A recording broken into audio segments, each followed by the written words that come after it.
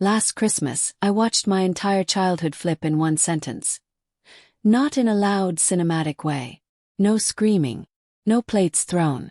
Just one calm line, spoken at a dining table I'd sat at my whole life, suddenly turning everyone else pale. For as long as I can remember, I was the invisible one and why brother Alex was the golden child. Straight A's, varsity jacket, praised for breathing. If he walked into a room, my parents leaned forward. If I spoke, they leaned back. I learned early how to take up as little space as possible. Quiet smiles, small bites, no opinions. Especially at family dinners. Christmas dinner was where the hierarchy was always on full display. That night, the table was dressed perfectly. White tablecloth, polished silverware, candles flickering like we were a commercial for a happy family. My mom hovered near Alex, refilling his glass before it was empty. My dad laughed at his jokes. I sat at the far end, half hidden behind a centerpiece, like furniture they hadn't bothered to move. Alex was mid-story, bragging about a new business deal. When his eyes flicked toward me, he smirked. "So, Emily," he said, loud enough for everyone to hear, "are you still wasting time with that company thing? Or did you finally quit?" The table went quiet. I felt the familiar heat crawl up my neck. My mom sighed, not at him but at me. "Alex," she said without looking at him, "don't be rude." Then she turned to me. "But honestly, Emily, we're just worried. You're not exactly contributing much yet." There it was. The old script. Me the disappointment. Him the concern. I set my fork down. Slowly. My hands weren't shaking, but my chest felt tight, like something had finally reached its breaking point. "I didn't realize it was worthless," I said evenly, "considering it's valued at about $150 million. For a split second, no one reacted. Then Alex's jaw actually dropped. My mother's fork slipped from her fingers and clattered against the plate. My dad froze mid-breath. Faces drained of color, one by one, like someone had turned off the lights behind their eyes. "What did you say?" Alex whispered. I met his stare.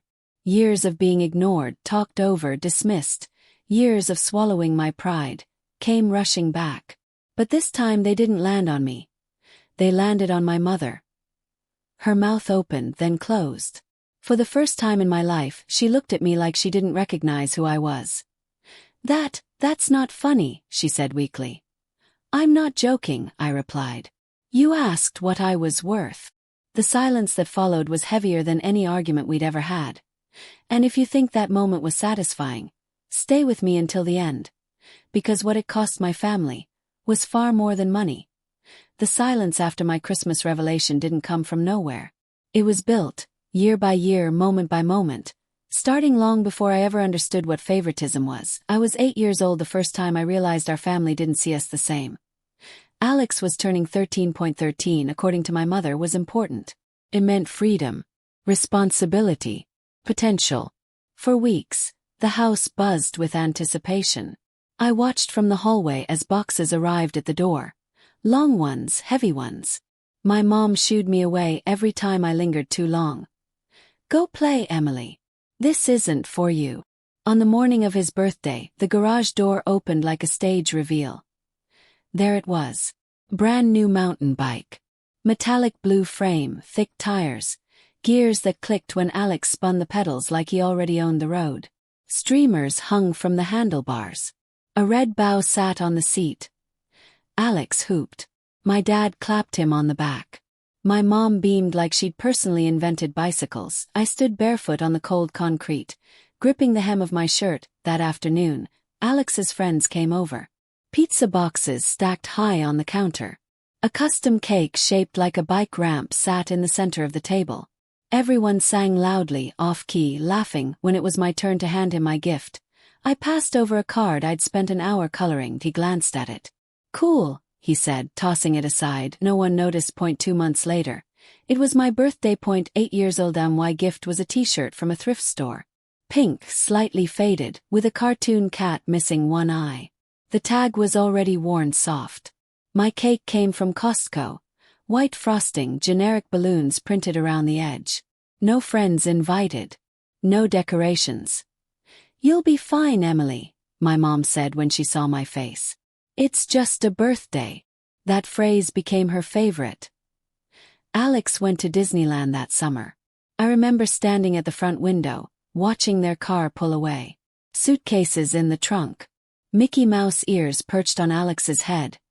When they came back, he talked about Space Mountain for weeks. I got a postcard from a drugstore rack. It arrived late. The ink was smudged. You'll be fine, Emily. Alex went to a private school across town. Brick buildings, green lawns, uniforms that fit perfectly. I went to the local public school, where paint peeled from the walls and half the textbooks had names crossed out on the inside cover. It just makes more sense, my mom said. Alex has promise. My dad was there technically. He worked long hours at the bank, always tired, always distracted. When decisions were made, he nodded along. When my mom spoke for me, he didn't correct her, he wasn't cruel. He was absent. And absence, I learned, can be just as loud. By the time I was 10, the pattern was set. Alex was celebrated. I was managed. By 12, I stopped asking for things. First, it was accidental. Forgotten request here. Delayed, maybe later there. Eventually, it became deliberate. Asking only led to disappointment, and worse, embarrassment, so I learned how to do things myself. When my mom complained that I should help more instead of hovering, I took it seriously. I searched YouTube for cooking videos. Burned my first omelet. Burned my second. Learned how to chop onions without crying by the third. At 13. I got a dishwashing job at a coffee shop down the street. My hands stayed pruned and sore, but I liked the rhythm of it. Plates came in dirty. Plates went out clean. No confusion. No favoritism. Every tip I earned went into a glass jar under my bed. I labeled it laptop. Not because anyone suggested it, because I knew no one would buy one for me. Dinner. Nothing changed. Conversations orbited Alex like a planet. His grades. His games. His internships. If I spoke, it was to answer a question, never to tell a story. How was school, Emily? Fine. That's nice. Back to Alex. At some point, something shifted inside me. I stopped wanting their approval. Instead of pain, the slight started turning into something else. Fuel. Quiet, steady fuel. I remembered every skipped celebration. Every comparison. Every "you'll be fine." I filed them away. When Alex bragged, I studied. When my mom dismissed me, I worked. When my dad stayed silent, I made plans that didn't include him. By the time I was 16, I wasn't invisible to myself anymore. I didn't know exactly where I'd end up, but I knew one thing for certain: all of this, every ignored birthday, every thrift store shirt, every silent dinner, was building toward something, toward that Christmas night, toward the moment when the words "you'll be fine" would finally come back to haunt them. The Christmas silence didn't just come from childhood wounds. It came from everything that happened after I left that house, and learned how to build a life no one was watching. The acceptance emails arrived 2 hours apart. Alex's came first. My mom screamed when she saw the subject line. Not a gasp, a scream. She ran through the house clutching her phone like it was a winning lottery ticket. Stanford, she kept saying. My son got into Stanford. My dad left work early. My aunt called. Neighbors heard. A dinner reservation was made within an hour. My brother soaked it all in, smiling like the future had personally chosen him. When my email came, it was quieter. University of Washington. Partial scholarship. No confetti. No phone calls. That's nice, sweetie, my mom said, already scrolling. Alex, did you see the housing options they sent? Move-in day made the difference impossible to ignore. I arrived with 2 suitcases, a backpack, and a borrowed dolly that squeaked when I pushed it. My roommates hadn't arrived yet. The apartment smelled faintly like cleaning solution and old carpet.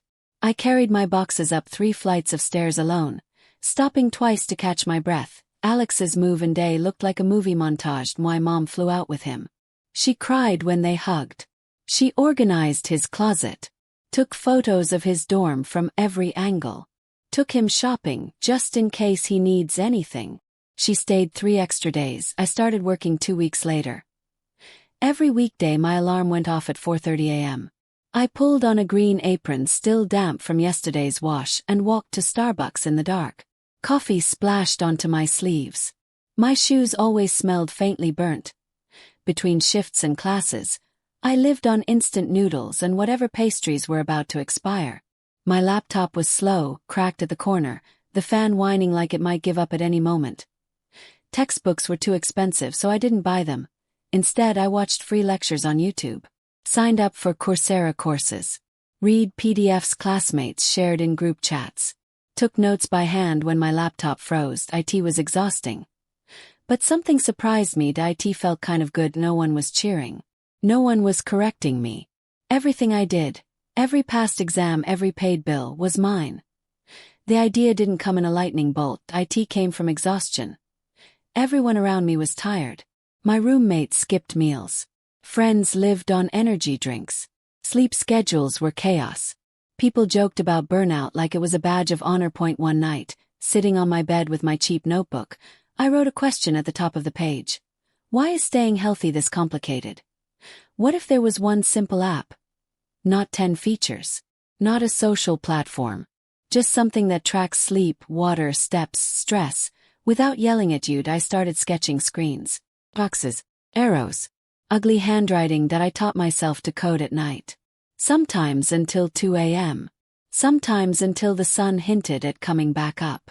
I lived on instant noodles and coffee refills. I checked domain names on a whim. HealthTrack was available. My hand shook when I clicked purchase. The first version was terrible. My friends tore it apart. Buttons didn't work. The design was clunky. The tracking glitched. I fixed everything, then broke it again. Then fixed it again. Growth didn't come from marketing. Came from whispers. A girl in my stats class used it. She showed her boyfriend. He showed his frat brothers. Group chats spread it faster than I could update it. The first money came in quietly. $500. I locked myself in the bathroom and cried. Not because it was a lot, but because it was real. I bought a better laptop. Coded faster. Slept less. HealthTrack started helping people. And that weird electric feeling, that was what kept me going. At home, nothing changed. Alex talked about Stanford like it was a launchpad. Frat parties. Networking. The insane tech scene. I mentioned HealthTrack once. That's nice, sweetie, my mom said, then turned back to Alex. Oh, I stopped talking. I studied on Starbucks breaks. Scribbled code on napkins. Let them believe it was just some computer thing. It wasn't revenge. IT was roots. And they were going to push straight through the floorboards, whether anyone noticed or not. By the time HealthTrack started paying my rent, I had already learned something most people never do. Success doesn't arrive with applause. It arrives quietly, while everyone else is still looking the other way. I graduated early. Not because I was brilliant, but because every extra semester cost money I didn't have. I stacked credits, skipped breaks, and walked across that stage knowing I was already mentally somewhere else. HealthTrack wasn't a side project anymore. It was breathing on its own. My first office was a joke. Ugly brown carpet that never quite looked clean. Fluorescent lights that flickered like they were deciding whether to stay alive. A single window overlooking a parking lot with a dented dumpster and a lamppost that buzzed at night. The couch came from Craigslist. It smelled faintly like cigarettes and regret. I loved it. Every day followed the same brutal rhythm. Mornings were customer support. I answered every email myself. Every confused question. Every angry message. When someone canceled their subscription, I'd send a DM asking why. Not automated. Not polite corporate fluff. Just me. Afternoons were features. Coding. Debugging. Rewriting entire systems because something felt wrong. My eyes burned from staring at the screen. Nights were marketing. Reddit posts.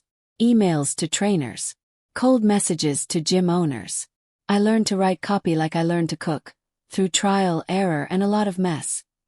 Then the signals started coming that a personal trainer emailed me saying she'd recommended HealthTrack to all her clients. A small gym asked about partnerships. Another gym followed. Then another. I added a premium tier. Nothing fancy. Few extra features.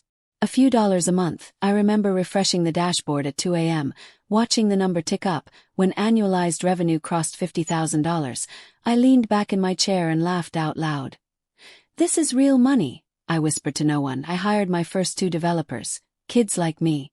Crappy. Underrated. Hungry. We worked long hours and ordered cheap food and argued about features like it mattered because it did. Health track wasn't flashy, IT was useful. And useful spreads. Alex's startup burned down in under a year. Hyperlocal delivery app. Big promises. No traction. It burned through nearly $100,000. Most of it my mom's savings. She cried on the phone about her poor boy. About how hard it was for him. About how this might damage his confidence. Then she asked me, almost as an afterthought, "That app thing of yours, it's still going okay, right?" Like a hobby. At the same time, Alex was working at Target, then Best Buy. At the same time, I was negotiating partnerships with gym chains and insurance companies. I still drove my old Toyota. Still wore my college sneakers. Still ate Chipotle more than anything else.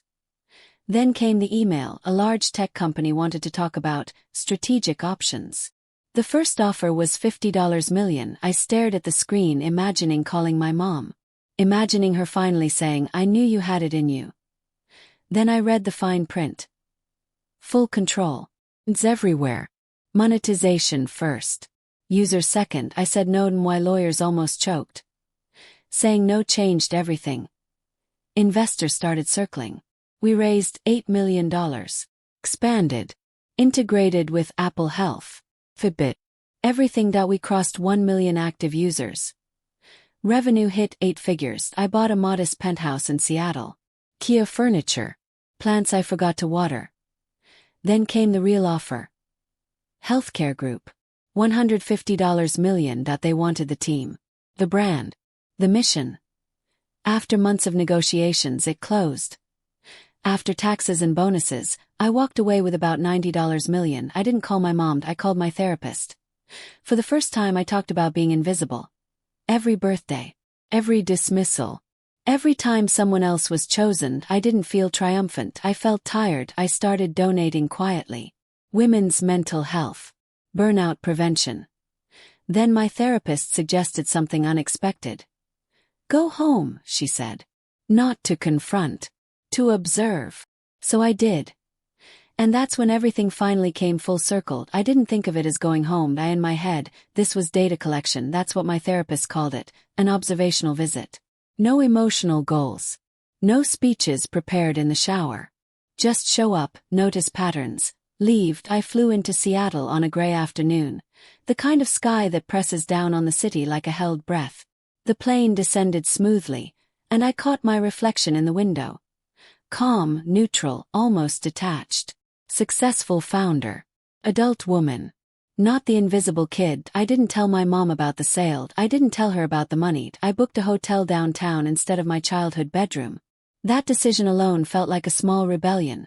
Clean sheets, quiet, no memories baked into the walls. Her text came an hour after I landed. Of course, Alex will be here too. Just like old times, red heart. I stared at the heart emoji longer than I should have. The drive to the house felt shorter than I remembered. Or maybe I was bigger now. The neighborhood looked smaller, a little tired. The blue paint on the house had faded. One of the plastic reindeer on the lawn had a bent antler, taped back on like someone tried to fix it without really caring. I rang the bell. My mom opened the door and smiled. Tight, practiced. We hugged. Polite. Surface level. So, she said, stepping back, already turning toward the living room, you're still doing your computer stuff? Before I could answer, she raised her voice. Alex. She's here. I hadn't even crossed the threshold. Inside, nothing had changed. Photos of Alex everywhere. Graduation, sports, smiling faces framed neatly. If I appeared in any of them, I was blurry. Crop. On the edge, data point 1 confirmed. Dinner unfolded exactly like a rerun. Same seating. Alex at the end of the table. Mom close enough to refill his glass without standing. Me slightly off to the side. Conversation flowed around me. Alex talked about a new business idea. My mom nodded eagerly, promising support. Wine flowed freely for them. When I reached for the bottle, she slid me a glass of tap water instead. "You're still doing your computer job, right?" she asked finally. I nodded. She smiled in relief. "As long as you're paying your bills." Then Alex laughed. "Still wasting your time on that worthless company?" The word landed like a callback that I set my glass down. "Actually," I said calmly, "I sold my company." The room went silent that I could hear the refrigerator humming. Alex snorted first. Made air quotes with his fingers. "You sold it? To who?" "A healthcare group," I replied. "They bought HealthTrack." He leaned back amused. "What, like a couple $100,000? Finally moving out of that shoebox apartment." "How much?" he asked. My mom leaned forward. "Yes. How much?" $150 million. The reaction was immediate. Alex's jaw dropped. Literally. My mom's fork slipped from her fingers and clattered onto the plate. Color drained from her face. "That's not funny," she said. "That's not a nice joke." Alex shook his head. "You're lying. You're not that smart." I didn't argue. I opened my banking app. Turned the screen. The balance, after taxes, sat quietly, undeniable. Alex grabbed his phone, fingers flying. His smirk faded as he read the headline out loud. 26-year-old founder sells health app $4.150M.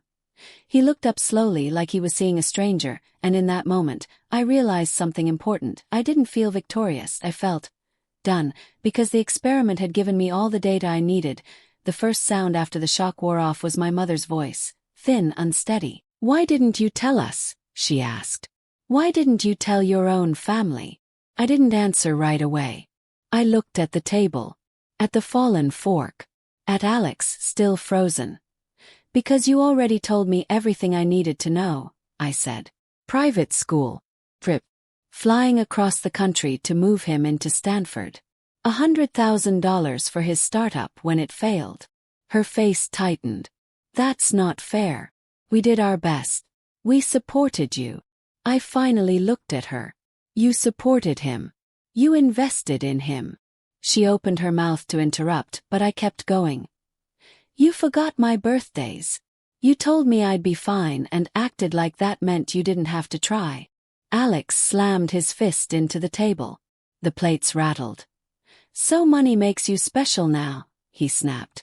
"You're still the same weird little sister who ate lunch alone. You just got lucky." I didn't raise my voice.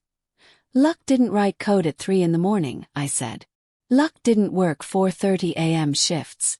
Luck didn't turn down $50 million. Then the line I'd never said out loud before settled into the room. "And luck didn't fix your messes. Mom did. Over and over." No one argued that. "You gambled everything on the wrong child," I said. Not angry, just factual. My mother reached for the last lifeline she had.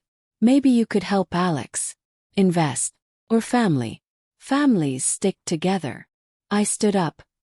"I did stick together," I said quietly. "For years. You just never noticed." I left. The fallout didn't explode that night. It crept in. By morning, my phone filled with long texts about misunderstandings and humiliation. Alex called me selfish, ungrateful. A lawyer's letter demanded $3 million for years of support. My attorney replied with receipts.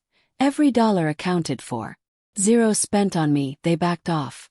No apology. Alex unraveled fast. Drinking. Showing up late to work. A customer meltdown went viral. He was fired within a week. His next business never launched. Debt piled up. My mother refinanced the house trying to save him. Within a year it was sold. She moved into a small apartment. Her health declined. Relatives drifted away. I didn't rescue them. The next Christmas, I watched the ocean from Hawaii with friends who knew me. I wired money to a women's therapy nonprofit. I became the mentor my 16-year-old cousin needed. Months later, a handwritten apology arrived. I read it. Put it in a drawer. No frame. No rip. That I'd already forgiven the person who mattered. Myself. Here's the truth. Favoritism doesn't just hurt the ignored child. It cripples the worshipped one too. My mom lost a house. Alex lost his safety net. I lost the fantasy of being chosen. What I gained was bettered, a life I chose. Built on my own terms, so stop waiting for them to see you. Start seeing yourself. If you were in my place, what would your version of walking out look like?